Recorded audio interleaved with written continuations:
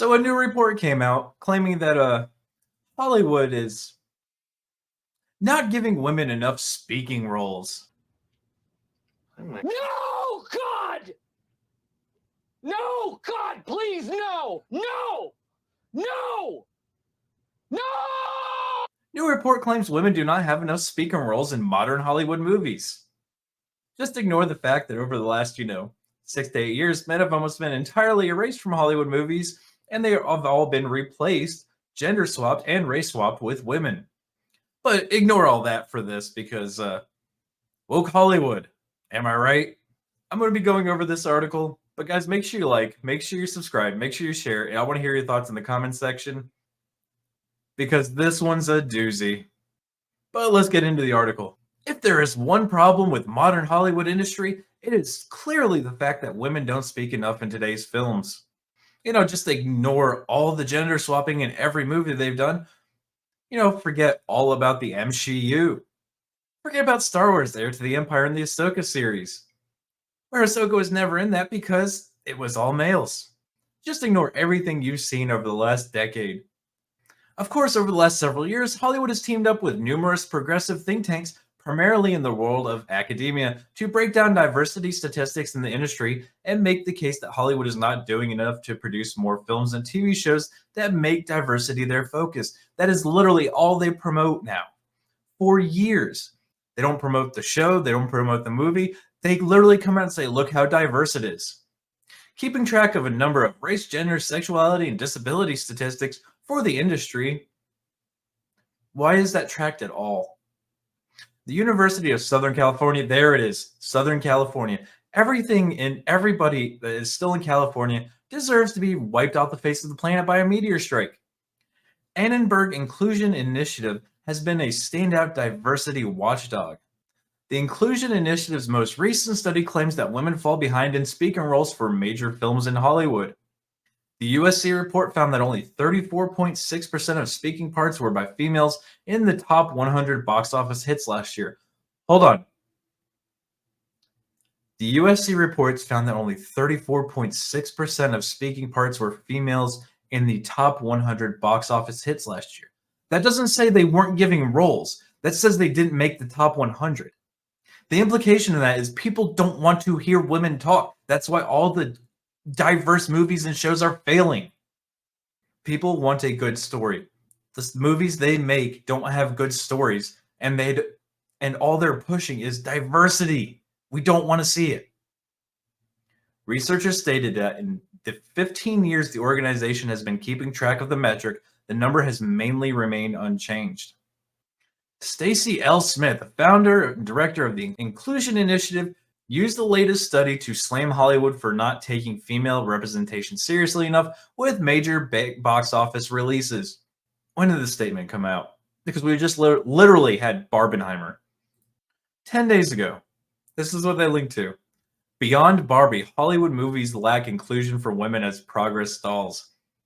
It is clear that the entertainment industry has little desire or motivation to improve casting processes in a way that creates meaningful change for girls and women, said Stacey L. Smith, founder and director of the Inclusion Initiative, in a statement. The lack of progress is particularly disappointing following decades of activism and advocacy. So we don't care. We don't want to see it. Leave us alone. The release of the USC's report coincided with the release of Greta Gerwig's Barbie, which has managed to draw $1.2 billion at the box office, thus becoming the highest grossing film directed by a woman. But we're all bigots and misogynists. Again, they finally made a movie for women, and it did well because women went to see it. Oppenheimer, probably going to break $1 billion. Actually, did it break $1 billion? Oh, 770 million. Oppenheimer might break $1 billion. It's a movie about a dude for dudes, and it's doing fantastic. You know what movies aren't doing good?